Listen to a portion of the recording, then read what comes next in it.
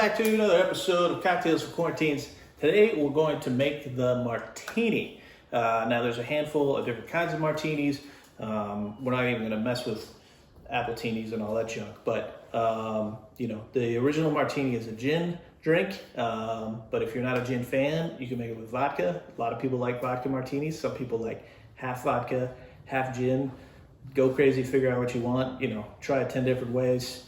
And let me know in the morning how it goes.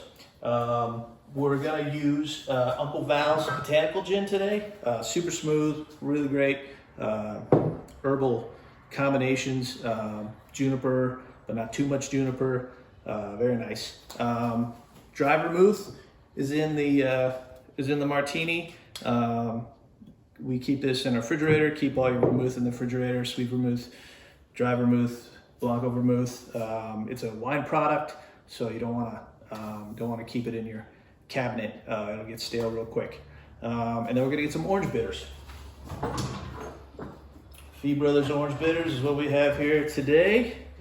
And let's mix this up. I've got a Martini glass chilling here with some ice in it. And here's our mixing glass. And we're gonna start with 2 ounces of the gin.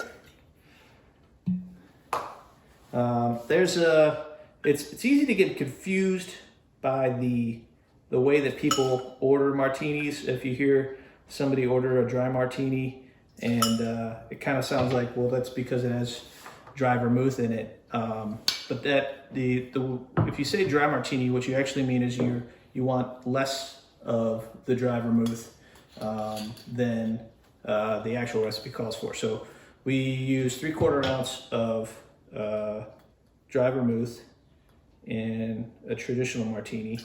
And if you want less, you can make a dry martini, which is about 1/4 of an ounce of the dry vermouth.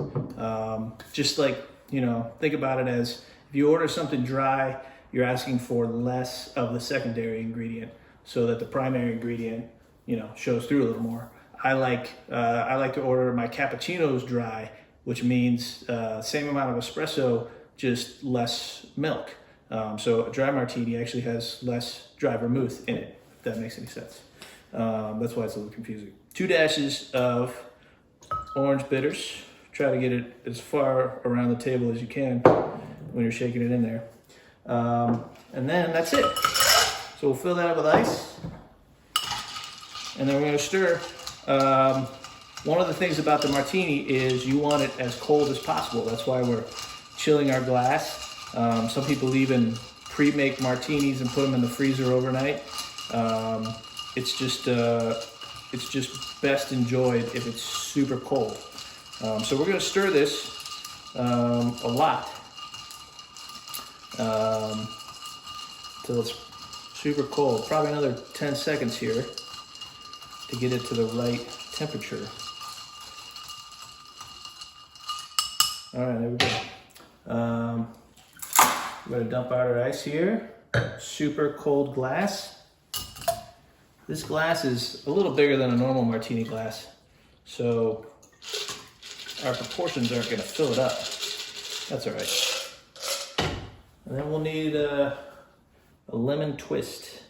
I'm not a big olive guy, so I don't put olives or olive juice in there, but that's a very popular way to order your martini with some olive brine or some olive juice. Make it a dirty martini, get a bunch of olives in there, have your pre-dinner snack, ask for some extra olives, whatever you want to do. I'm going to twist this over here, try and get as many of the oils in there as we can, and then mount this guy kind of there. That looks good. All right, there is your traditional gin martini. Enjoy, and join us next time on Cocktails for Quarantines. Cocktails for Quarantines.